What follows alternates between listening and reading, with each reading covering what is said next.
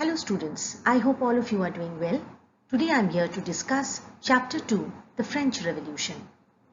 The French Revolution is regarded as one of the greatest landmarks in the European history and which had its far-reaching worldwide effects.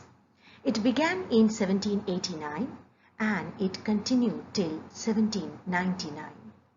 It began as an attempt to create a constitutional monarchy, but soon it aimed at overthrowing the monarchy and establishing a republic in France. It became a precursor to the several other movements across the world for establishing democracy and liberty. Causes of the French Revolution. The main cause of the French Revolution was rooted in the social structure of the French society. The political cause. The Bourbon dynasty, it had ruled over France since the late 15th century. And the kings of the dynasty, they were absolute monarch and who believed in the divine right theory. They thought that they are answerable to God alone for their actions. And consulting with the common people was therefore not required at all. At the time of the French Revolution, the people were totally fed up with the autocratic rule of Louis XVI, who was a very weak ruler, and under him the administration was corrupt and inefficient. The king used his power for his own selfish ends and did nothing for the welfare of the people. King Louis XVI and his queen Mary Antoinette led a very luxurious life and which put a strain on the royal treasury. The social cause. The French society, it consisted of three estates or orders. The first estate, it consisted of the clergy. The second estate, it consisted of the nobility. And the third estate, it comprises of the commoners. Now this included businessmen, merchants, court officials, lawyers, peasants, landless laborers, and servants. The first estate or the clergy, they occupied the highest place, and the nobility came below the clergy. The two estates together comprised only 10% of the total population, and the third estate, which comprised about 90% of the population, was placed lowest in order of the estates. Now the social structure was based on inequalities. The first two estates, though they were few in number, they enjoyed several privileges by birth. They owned the landed property, and in addition, the nobility and the clergy, they were also exempted from the payment of taxes. The third estates, they had to bear the burden of taxation levied by the king and the two estates. The peasants were forced to work for the lords, and the worst affected were the workers. The professionals, they did not have any position in the society. Thus, there was a lot of discontent in the minds of the people of the third estate, who comprised the majority of the population. The role of the philosophers. The important French philosophers and intellectuals of the 18th century were Montesquieu, Voltaire, and Rousseau, who played an important role in the revolutionary movement as they provided the people with the ideas of revolution. And these philosophers, through their writing, they discussed about the injustice that was prevalent in the French society. They inspired the middle class with the ideas of liberty, equality, and fraternity. Influence of American War of Independence. The French people were inspired by the American War of Independence. Many French soldiers and generals, they participated in the war and they came back and they inspired the people to fight against the despotic and the unjust government. Tennis Court Pledge. In May 1789, Louis XVI, he needed money and he compelled him to convey a meeting of the estate generals. And thus, all the three estates were represented in the meeting. The third estate, they demanded equality in taxation and abolition of all the privileges. However, their proposal was denied, and the Third Estate, they walked out in protest. It was on 20th June 1789 the representatives of the Third Estate, they assembled in the Royal Indoor Tennis Court at Versailles. They declared themselves as the National Assembly and took the oath that they would not disband or they would return home until a new constitution was drafted. And this pledge came to be known as the Tennis Court Pledge.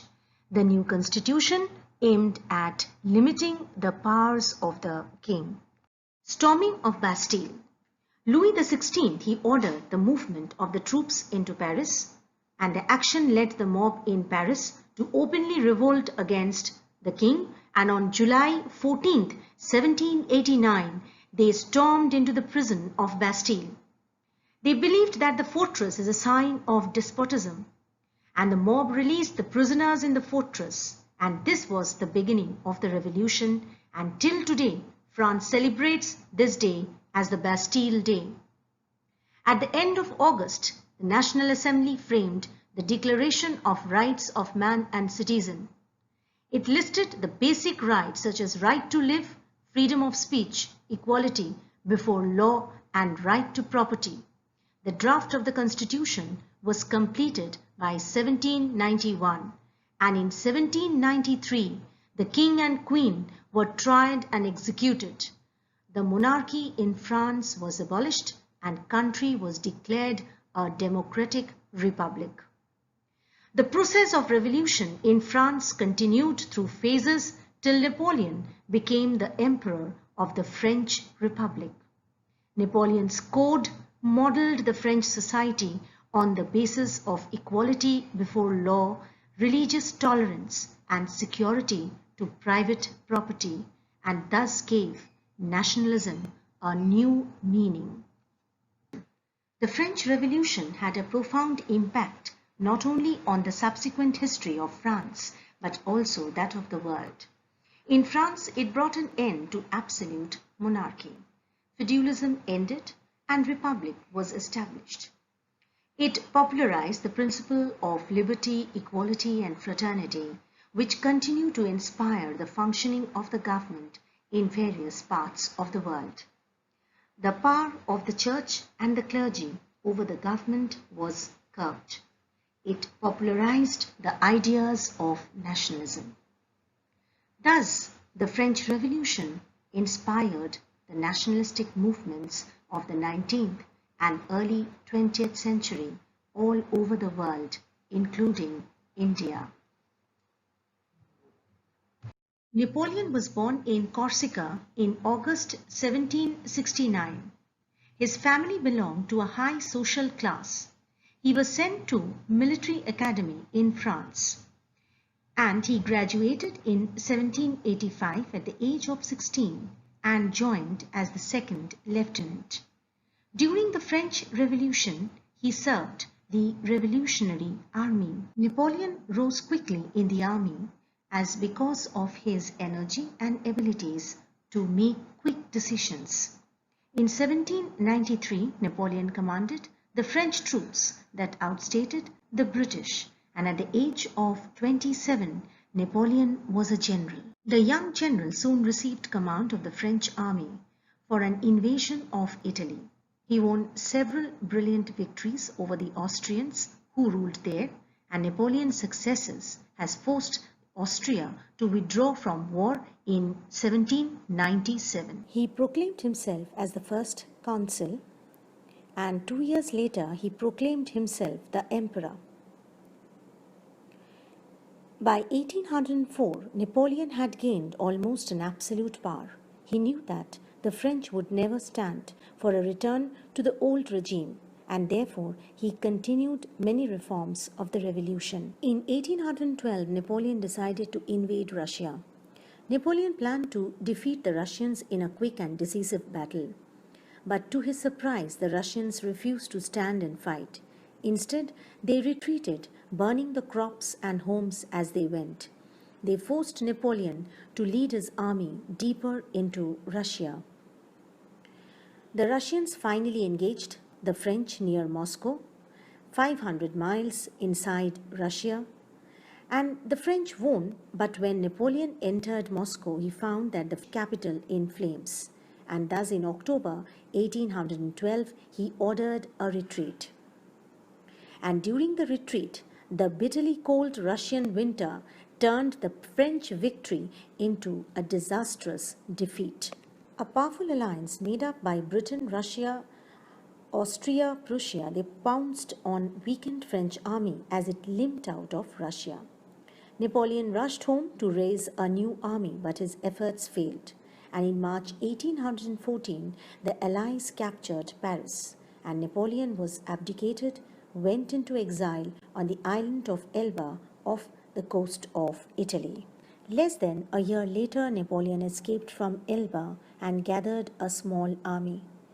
And in June 1815, a joint British and the Prussian army, led by the Duke of Wellington, defeated the French at Waterloo. Napoleon spent the last 6 years of his life under the British supervision on the island of St. Helena, where he died in 1821. So students, this was all for today's session. Try to answer these questions. Thank you and take care of yourself.